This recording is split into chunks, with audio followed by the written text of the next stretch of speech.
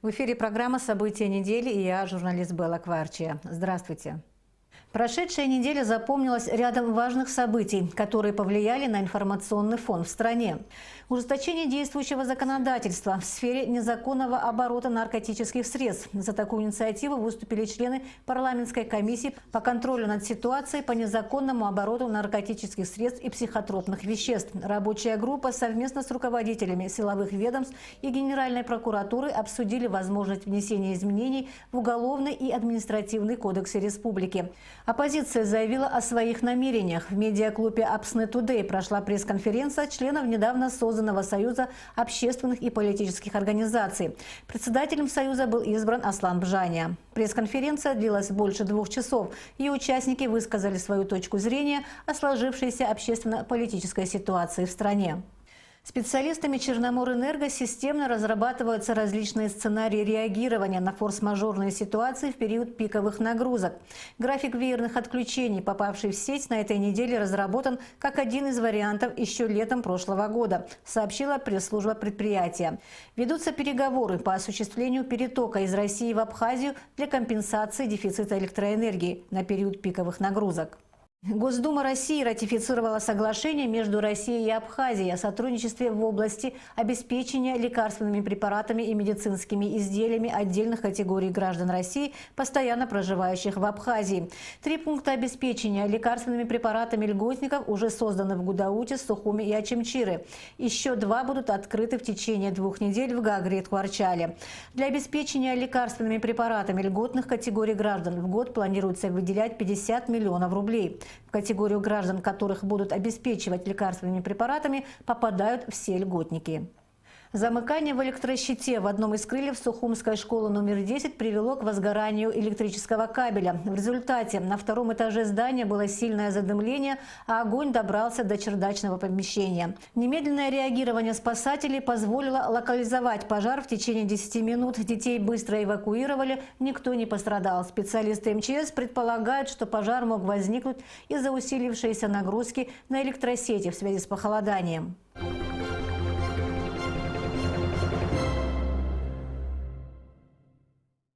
Президент Абхазии Рауль Хаджимба на этой неделе провел ряд рабочих поездок в районы страны, в ходе которых состоялись встречи с общественностью и активами. Как проходил обмен мнениями, в обзоре Ирины Аршба. На этой неделе президент Рауль Хаджимба продолжил поездки по районам Абхазии. Глава государства встретился с общественностью Галского, Гулрыпского и Тхуарчалского районов. На встречах обсуждалась внутриполитическая ситуация в стране и положение дел в социально-экономической сфере государства и в районах в частности. Подводились итоги исполнения районных бюджетов, итоги работ по действующей российской инвестпрограмме, озвучивались первоочередные задачи на 2018 год. К примеру, на встрече с общественностью Галского района особое внимание было уделено вопросам паспортизации и выдачи видов на жительство. Значительная часть людей, которые имеют паспорта Грузии, мы сказали, не собираемся с вами ни с кем спорить, пожалуйста. Есть у вас эти паспорта и гражданство, но вы живете на территории Абхазии. Должны быть соответствующие правовые инструменты, которые позволят знать, что у нас есть такое-то количество людей. Никто не запрещает жить, никто не запрещает развиваться, никто не запрещает создавать условия для своих семей, для своих детей. Что касается вида на жительство, этот документ мы уже проговорили, даст возможности перемещаться не только внутри самой Абхазии, но и за пределы Абхазии. Вот такая работа проводится. И я надеюсь на то, что в ближайшее время мы эту тему закроем. О том, что 2017 год был сложным и не очень удачным для всего сельского хозяйства Абхазии, говорил на встрече с общественностью Гулрыпского района министр Даур Тарба. Несмотря на меры, предпринятые по борьбе с мраморным клопом, ущерб, нанесенный вредителям, велик. Борьба с насекомым будет продолжена. В бюджет страны заложены средства на эти цели, оказать помощь готовы и международные организации. Идет серьезная подготовительная работа. Бюджетом Министерства сельского хозяйства предусмотрено 10 миллионов рублей. Но еще раз хочу подчеркнуть, что 10 миллионов рублей по сравнению с тем, что мы увидели в прошлом году, это ничего. Президентом страны создана государственная комиссия, которую возглавляет премьер-министр. Мы разрабатываем план мероприятий на этот год к весенним полевым нашим работам. Проблема мраморного клопа – это не проблема отдельно взятой Абхазии. это проблема международного характера, потому что в этот процесс задействовано огромное количество государств с высокоразвитой экономической системой, но тем не менее борьба с ним очень трудная, и несет она за собой огромные потери и затраты. В этом месте нам предстоит встреча с представителями международных организаций, которые как бы заинтересованы нам оказать определенную помощь. На всех встречах поднималась тема помилования президентом Георгия Лукава и акции протеста оппозиции. Президент говорил о своем конституционном праве на помилование и о том, что требования оппозиции об его отставке неприемлемы. Рауль Хаджимба также прокомментировал выступление представителей оппозиционных сил, озвучивших намерение создавать условия для добровольной отставки президента. Я хотел бы знать, какие они условия собираются создавать. У нас Конституция об этих условиях не сказана. У нас в Конституции, в статье 64, четко сказано, за что отрешают президента от должности. А о каких условиях идет речь? То есть условия – это дестабилизация ситуации, создание определенных сложных процессов для нашего общества. Это деструктивная позиция. Это призыв к хаосу. Если мы делаем такого рода заявления, то мы должны думать о завтрашнем дне, о будущем нашей страны. У нас практически сегодня есть шанс состояться. Войну легче пройти, чем строить государство в мирное время. Пожалуй, самая сложная на сегодняшний день социально-экономическая ситуация в некогда процветавшем угледобывающем районе Абхазии – Ткорчалском. Район уже давно дотационный. В 2017 году 115 миллионов рублей было выделено из бюджета страны на нужды района. Ткорчал развивается, хотя и не такими быстрыми темпами, как хотелось бы.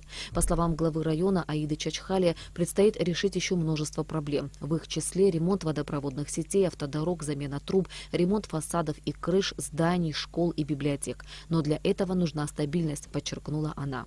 Конечно же, за прошлый год сделано немало, а предстоит сделать в разы больше.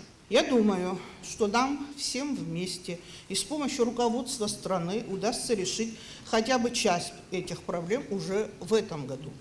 Для этого нужна в первую очередь стабильность.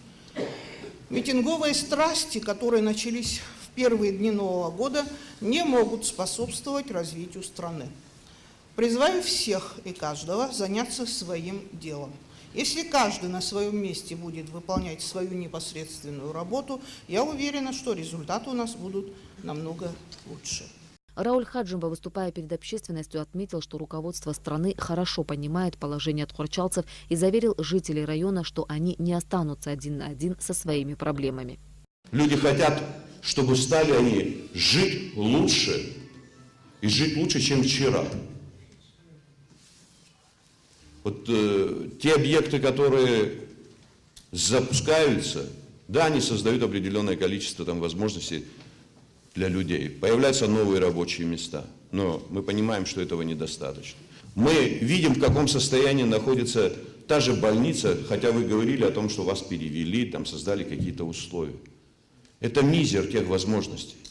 По части, касающейся дополнительных мероприятий по городу Ткорчал, тот же лимонадный цех, я вас заверяю, что буквально на днях мы начнем финансирование. Пусть это будут первые этапы, но это будут дополнительные рабочие места. Также будут возможности, которые будут наращиваться завтра.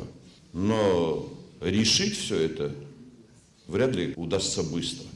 Никто не говорит, что все идеально. Если бы было бы идеально, наверное, многих вопросов бы и не было.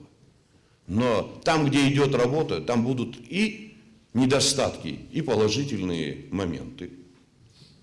Но все время говорить о том, что все в стране плохо, это не самый лучший подход, который, к сожалению, имеет место иногда. В ходе встреч жители районов имели возможность задать главе государства интересующие их вопросы. В основном о паспортизации, развитии инфраструктуры, о разбитых дорогах, о бесперебойном водо- и электроснабжении сел. По всем этим вопросам президент Рауль Хаджимба дал соответствующие поручения премьер-министру и главам администраций районов. Ирина Аршба для событий недели.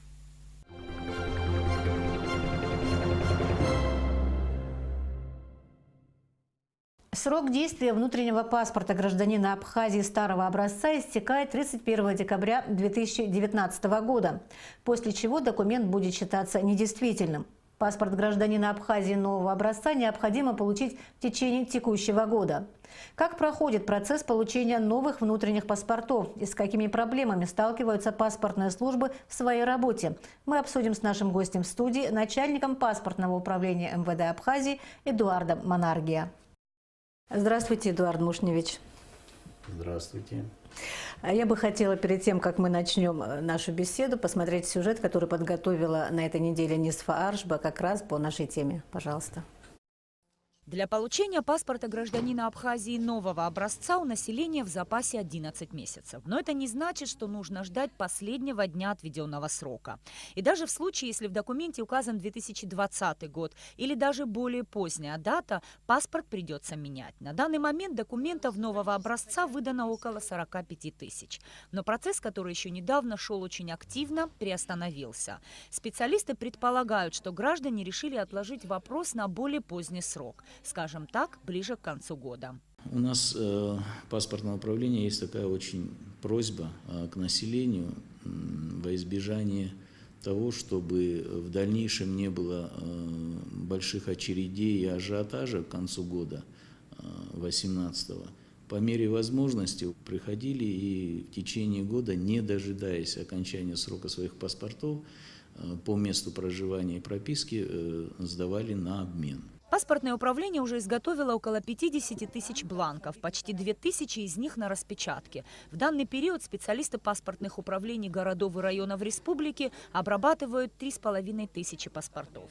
Но и есть граждане, которые до сих пор не забрали готовые паспорта. И таких по стране почти 5000 человек. Паспорт нового образца имеет высокую степень защиты и соответствует международным стандартам подобных документов. И по некоторым данным по нему даже можно переходить государственную границу.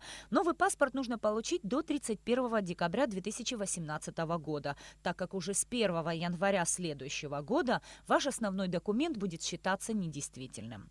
На сегодняшний день в паспортном отделе по городу Сухум ажиотажа нет. Мы работаем в плановом штатном порядке. С 9 до 16 часов осуществляется прием документов на обмен паспорта, а с 16 до 18 часов выдача. Возможно, в последующем выдача будет в субботний день. В этот год сотрудники паспортного отдела будут работать в усиленном режиме. Это означает, что и в выходные дни мы будем задействованы. Мы готовы к приему граждан. Пожалуйста, приходите, обращайтесь. Для замены общегражданского национального паспорта приглашаются граждане с еще не истекшим сроком действия паспорта. Это и до 2018 года, и до 2020, и до 2026 года. То есть сегодня все приходят и меняют на паспорт нового образца. С перечнем документов, необходимых для получения паспорта гражданина Абхазии, каждый человек может ознакомиться в паспортном столе по месту прописки. Он вывешен на главном стенде рядом со списком льготной категории граждан. Перечень не изменился. Все эти документы необходимы, чтобы, во-первых, избежать каких бы то ни было ошибок, а во-вторых, обнаружить незаконно выданные документы. Срок изготовления документа начинает исчисляться не с момента подачи первой справки, копии свидетельства или фотографии. Лишь сбор полного пакета документов может гарантировать своевременное получение паспорта. Нисфа Аршба, Беслан Джинджолия, Абхазское телевидение. Вот такой сюжет мы посмотрели. Могли бы вы рассказать о том, как проходит процесс паспортизации? Могли бы вы оценить? Да, как было сказано в сюжете, процесс обмена паспортов гражданина Республики Абхазия старого бланка образца на новый проходит без ажиотажа. Единственное, могу заметить, что спад был в конце года, когда были праздничные дни. Вот это единственное, это мы ссылаемся на праздничные. На данный момент уже идет тенденция к возрастанию тому, что люди приходят и обменивают. И паспортное управление в целом и на местах готовы для того, чтобы принимать необходимое количество пришедших на обмен паспорта на новый образец. В каком режиме вообще идет работа? Потому что все-таки, вот как мы знаем из сюжета, в течение года должны все люди успеть обменять паспорта, все граждане. Совершенно верно. В данный момент все подразделения паспортного управления, как были озвучены, работают в усиленном режиме. Еще хотелось бы заметить, что сотрудники занимаются обработкой данных, которые прибыли в течение дня, да, на обмен. Это уже задерживается до 7-8 вечера, то есть до 20 часов вечера.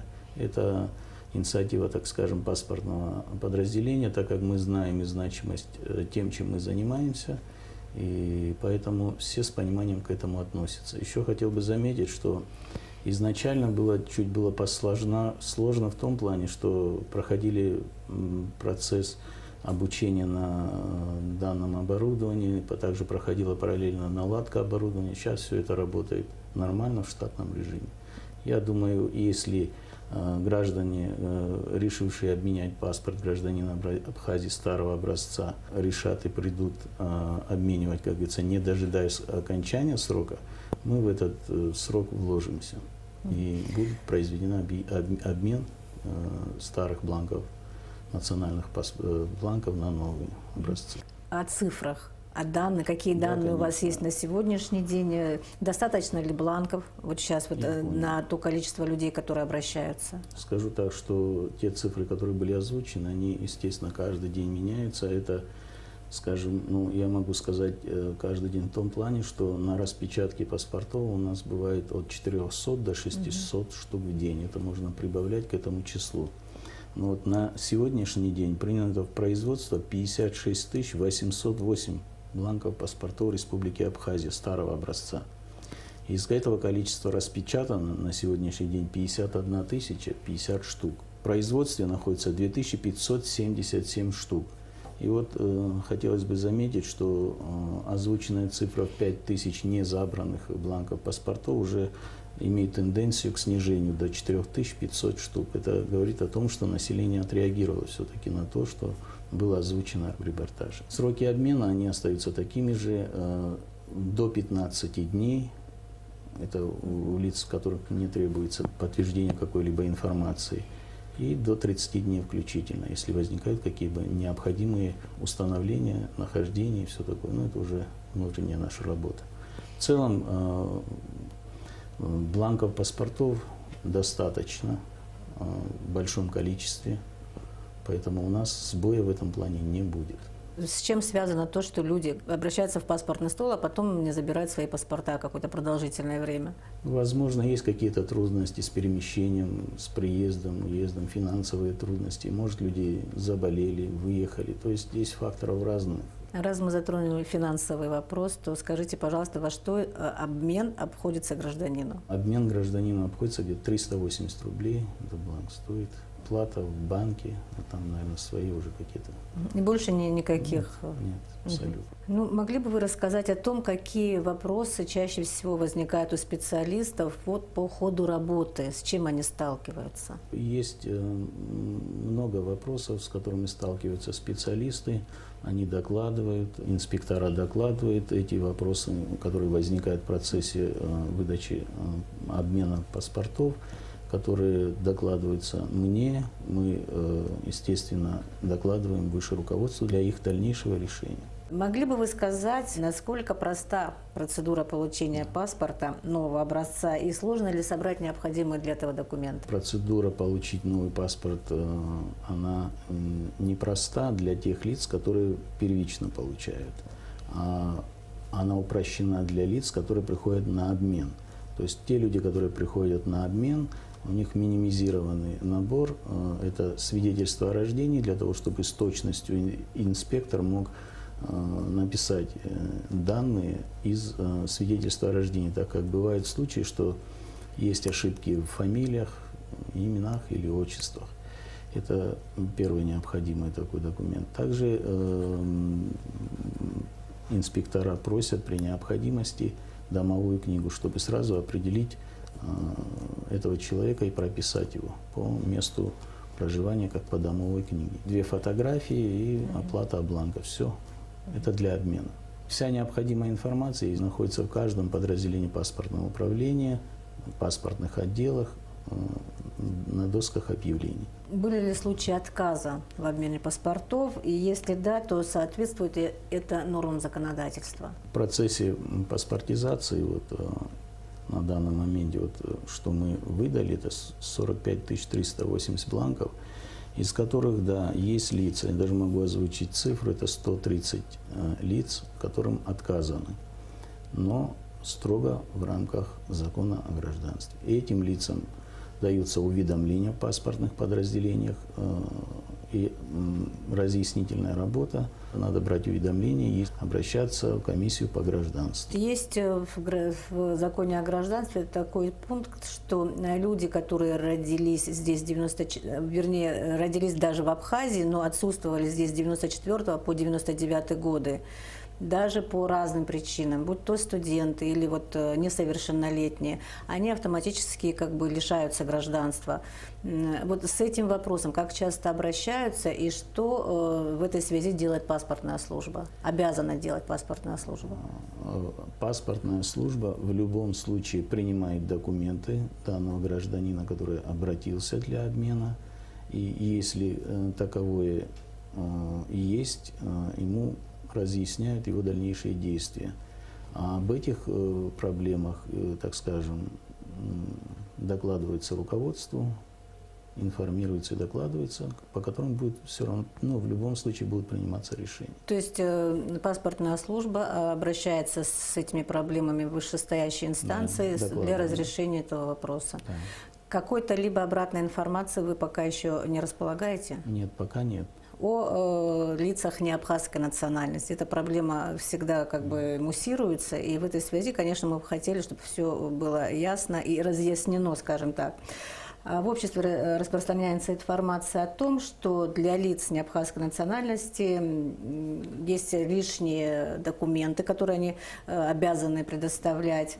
Например, справку из школы, аттестат, диплом. Так ли это на самом деле? Скажем так, что в силу определенных сложившихся обстоятельств послевоенное время очень много информации было утеряно по гражданам. И если даже в паспортном подразделении, где обратились люди, у них просят такие вещи, это в их же интересах, то есть заполнить вот этот информационный пробел, чтобы в последующем не было уже никаких претензий и оснований предъявлять этому гражданину. В каких случаях граждане могут претендовать только на вид на жительство? Граждане по нашему законодательству могут претендовать вид на жительство, если есть у них брак с гражданином Республики Абхазия. То есть он может как-то потом поменять свой статус, именно став гражданином Абхазии? Получив вид на жительство, прожив 5 лет, он может уже подавать на комиссию по гражданству. Как проходит процесс паспортизации в Галском районе? Тоже достаточно тема актуальная. И состояние на этот момент. Какие проблемы в основном и как они решаются? Процесс паспортизации в Гальском районе проходит с некоторыми трудностями. Однако они решаются и решаемый в процессе работы. Могу только озвучить, что на сегодняшний день на обмен старых бланков паспортов гражданина Республики Абхазия, сначала скажу о них, что такие-то у нас тоже есть, которые подают именно по Гальскому району. В частности, в Гальском районе принято 438 паспортов старого образца на обмен, из которых выписано и выдано 110 бланков паспортов. В разработке еще находится 196, отказано 132. Что касается вида на жительство по Гальскому району, то принято документов 4690 штук, из них выписано 1580 бланков. На проверках находится 2700 штук. Граждане активно приходят на обмен, скажем так, с пониманием к этому относятся. Вы знаете, на самом деле я из сюжета узнала о том, что даже паспорта старого образца, которые еще имеют как бы срок действия достаточно большой, их тоже необходимо менять. Вот это новшество или это было изначально? Нет, обмену подлежат все бланки паспортов старого образца до конца 2018 года. Граждане, которые изъявляют желание прийти и обменять, они обменивают. Те, которые хотят получить вид на жительство, тоже получают. В чем особенность паспорта нового образца? Бланк нового образца, особенность его в том, что он хорошего качества, очень много защитных механизмов в нем. Если человек уже получал старый паспорт, он обязан проходить процедуру дактилоскопии? Да, процедура дактилоскопии, она входит в программное обеспечение данной программы. Поэтому это один из необходимых пунктов. Ну, может быть, вы... И дактилоскопию проходят граждане, достигшие определенного возраста. Скажите, вот такой еще как бы частный вопрос. Вот если, допустим, мать является гражданкой Абхазии, а сын родился в России, ну, уже в 200-х годах, попозже, как ему оформлять гражданство? Очень много женщин, очень много родителей спрашивают об этом. Ну, если один из родителей является гражданином, то ему в общем порядке нужно будет также подавать на вид на жительство и в дальнейшем получать же гражданство Республики Абхазия. Спасибо. Я благодарю вас за интервью. Желаю удачи в вашей работе. Всего доброго. Спасибо большое, что пригласили. Спасибо. Я напомню, что гостем нашей студии был начальник паспортного управления МВД Абхазии Эдуард Монаргия, с которым мы обсудили ход выдачи паспортов гражданина Абхазии. На этом наша программа подошла к концу. Я желаю вам всего доброго и до встречи в эфире.